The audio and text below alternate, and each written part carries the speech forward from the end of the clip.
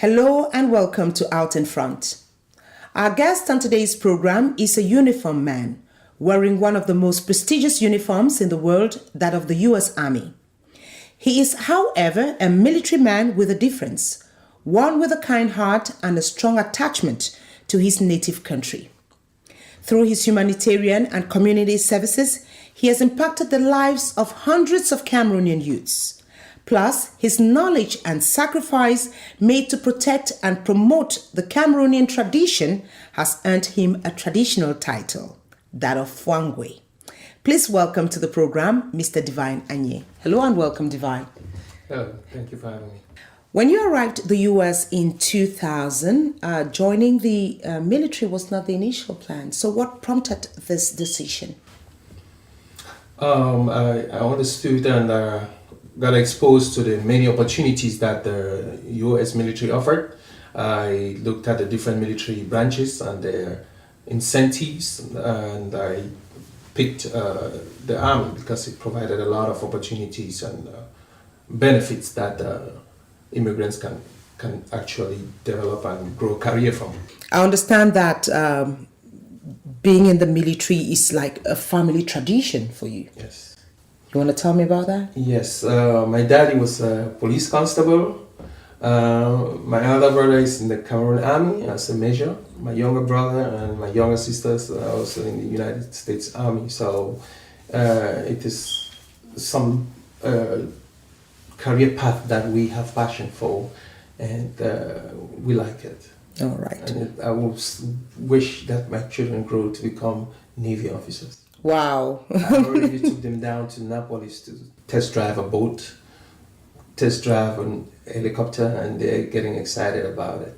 All right. And talking about the importance of the military, a lot of people, young people out there might be thinking that this is one opportunity they don't want to miss. How do you get recruited into the military? Oh, you get recruited into the military by either being contacted based on some of career skills that you already have, or you can contact the military recruiting centers because you think you have something to offer. But overall, you are serving, and when you're serving, it's considered a voluntary offer, or that you're making a sacrifice that you're making to the country. We understand that you said the military offers a lot of opportunities. What are these opportunities we're talking about? Education benefits. You have they can support you in your college tuition. Some of the military experiences translate directly into college credits. There's a military family program for kids. There's military family program where you can support your family's health care provision, and what we call in Navy TRICARE, and it spreads all across and everybody can participate in it. What is the most difficult part of being in the military? What are some of the challenges that you face? Spending a lot of time away from family. Might be you're taking orders, and which some of them you might not agree with, but you have to because it's coming from up the chain and you have to follow, and that's what it is. All right. How has this whole experience impacted your life, your personal life? Personally, it has put me in a position to make very good and informed decisions, to actually understand better what it takes and means in serving in such a huge organization. What advice do you give to those who want to join the military? That they should not give up. It is like an awesome experience for me, and I think it's going to be for them. It provides so much opportunity. We'll tell them it's a good thing, and I advise everybody to go for it. What do they need to know? Because you were talking about being clean, having good records. I will say anybody who wants to come to the military must stay out of trouble. You can't be out of trouble. You can't have trouble coming in, and you can't have trouble staying in, and even when you get out, you still have to stay out of trouble. So they don't have to have issues, either family, domestic violence, issues on the street, alcohol, all of those things you have to stay clear of. Apart from the military, you are also involved in cybersecurity. Actually, Yes. You are a cybersecurity consultant. Correct. You want to tell me a little bit about that? Cybersecurity is a career path that I actually developed in the military. And that is the way that the world is shifting today. The world is becoming more technology dependent. A lot of us are now being involved in Internet of Things. When I say Internet of Things, it means we're gonna almost all our lives are gonna be dependent on the cyber. The cyber is a space in which all these things operate and run on, and it has to be secured. It has to be protected so that all these things that we depend on can be available.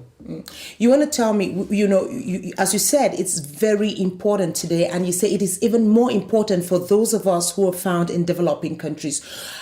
Where are your services needed? In both worlds. The United States depends, I'll give you an example. The United States depends about 85-90% on cyberspace.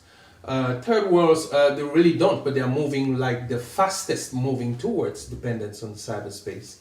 It is equally creating a lot of challenge to them. A lot of the third worlds are being exposed to cyber threats. There's a lot of activism going on there in the negative direction, which is even a way out of their control. And so I think in both worlds, I can really be of service.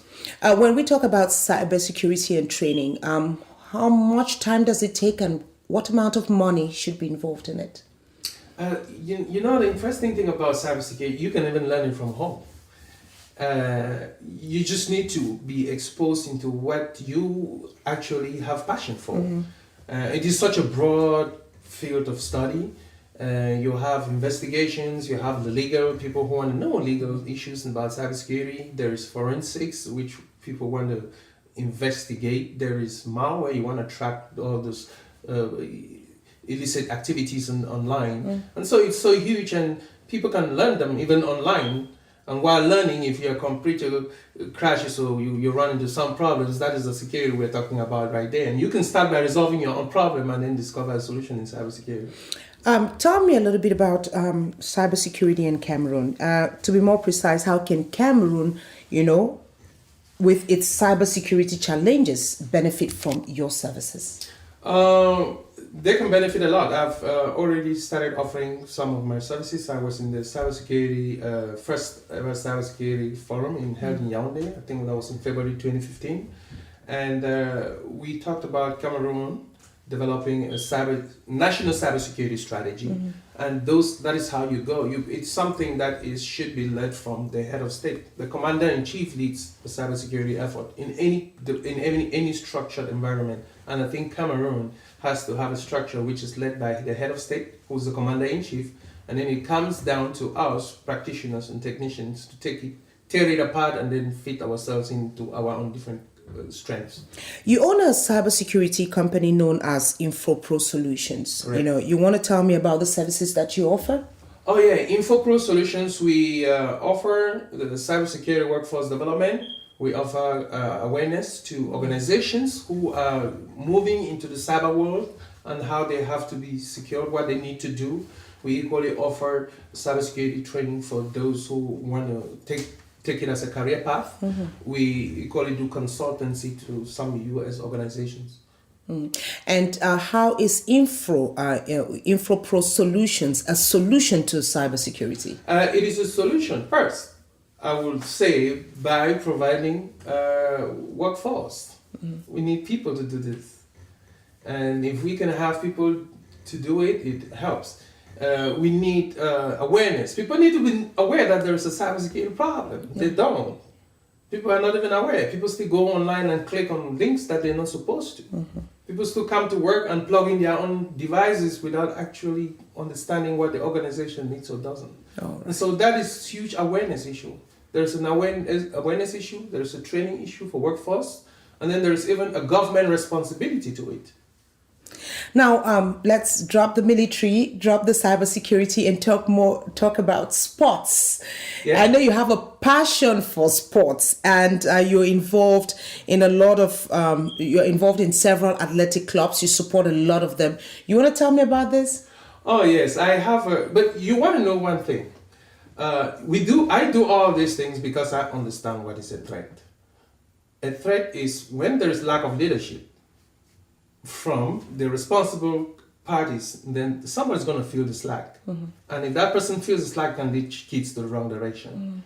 I bring in sports, I have to lead some children. I have to get them into their path, their passion, and I don't want them to miss that. Yeah. And so I help them to do sports, which I like. I have passion for it, and everything I'm leading is something I have passion for. And so I developed this All-Star Sports and Fitness program. The All-Star Sports Academy was created in 2013 in Bamenda, and it was a vehicle of me delivering certain opportunities to youths in Bamenda and across the country who have talent but are needing some type of support to exceed their potential. Okay, right now we're supporting athletics, mostly marathon. We've not really succeeded in getting a good hold on track and field in other disciplines like sprint and other intermediate track and fields, but we've really focused on marathon now, and we have a lot of talent in that. We're equally doing cheerleading, which is new, and we're building that, and we expect that to grow. We have a lot of young ladies signing up. And then we have the basketball academy, which is really huge. We are currently the national champions. We hold Cameroon Cup. We have so many young basketball lovers coming and signing up. We have about 150 members now signed up.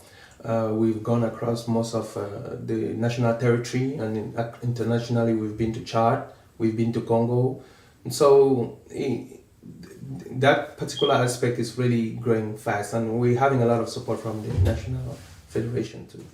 And talking about athletes, it seems as if some of your people are doing a great job regarding especially when it comes to the Mount Cameroon race.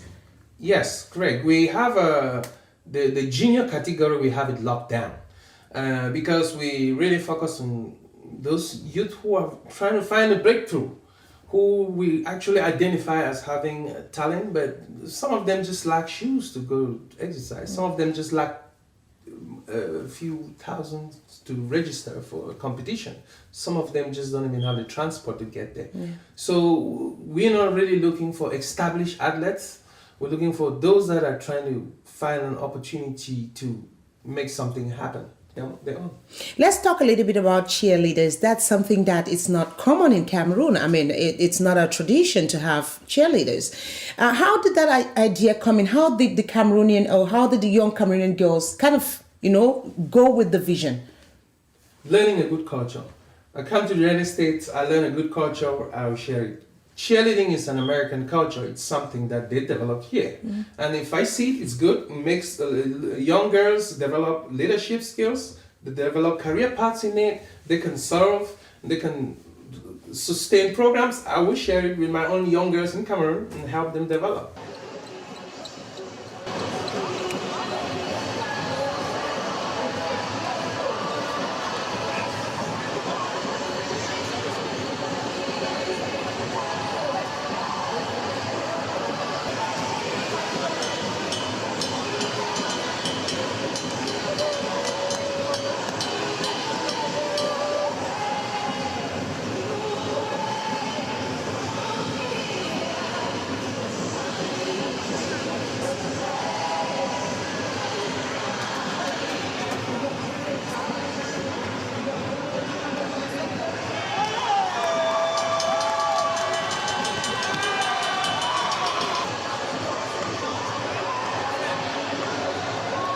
L'observation s'il vous plaît, acclamez les enfants s'il vous plaît.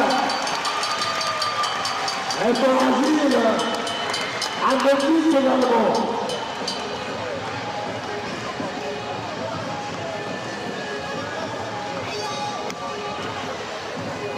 Sous information bien entendu, c'est pas facile du tout. Elles sont pas évidentes à préparer ce mouvement.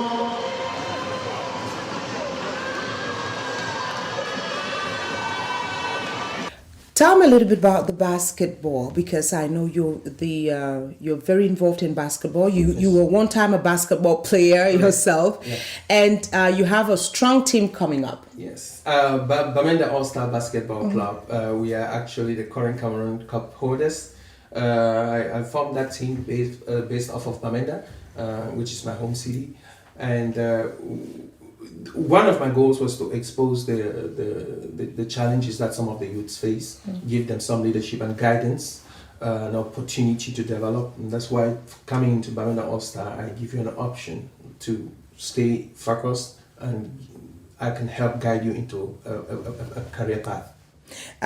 Maybe we can just have time to watch some of their matches and you tell me what you think after this. Definitely. All right.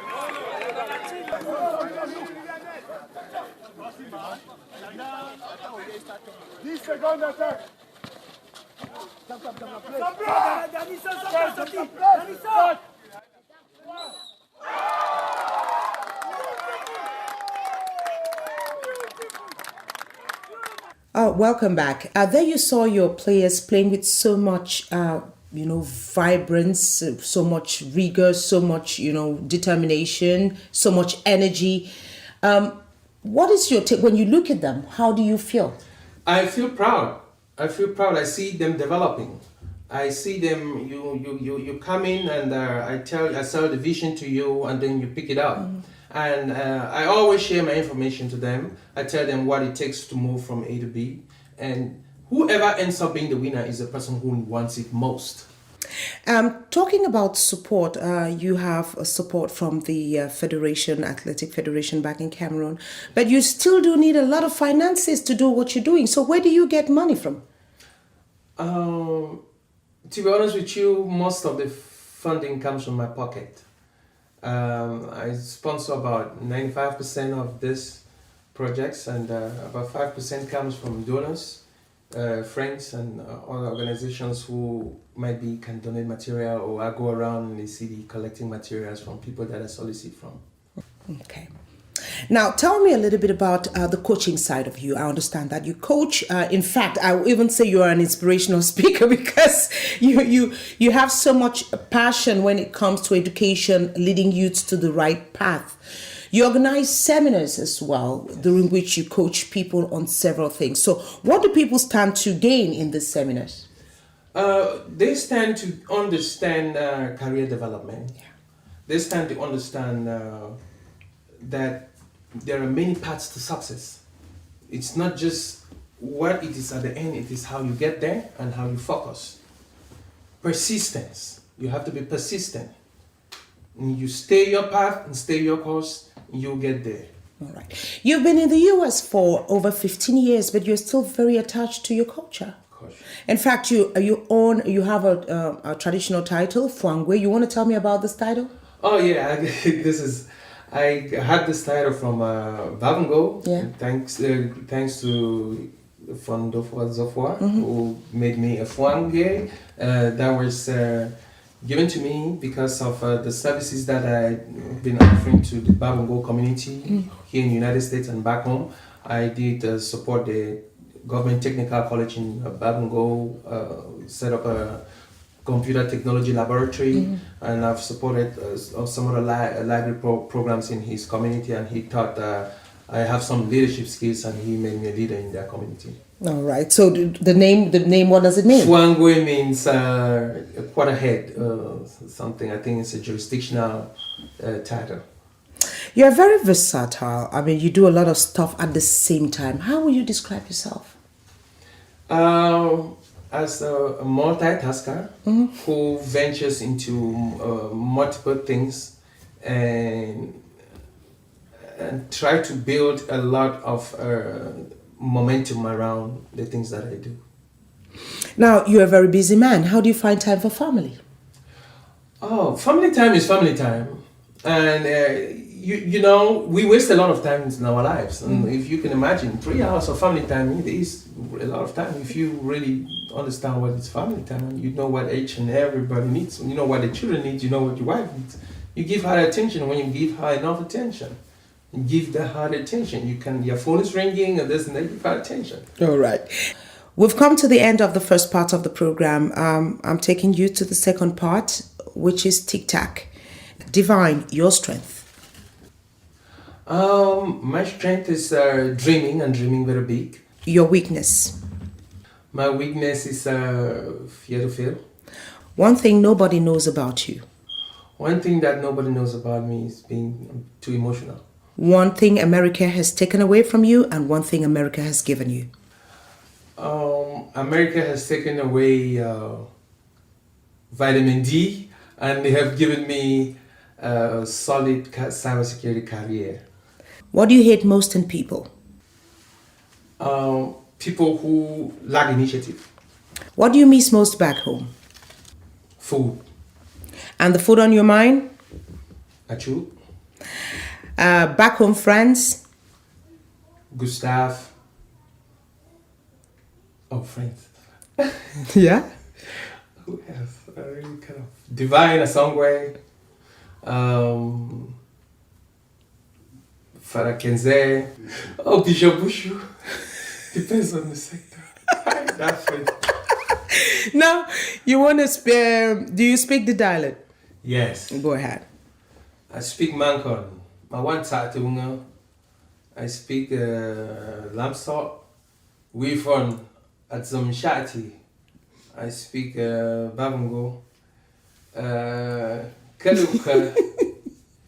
That's it. Okay. Now, music on your mind? Okay. Mamba Mendai. My sweet home. That's it. Thank you very much, Mr. Divine, for being part of the program. Thank you. Thank you for having me.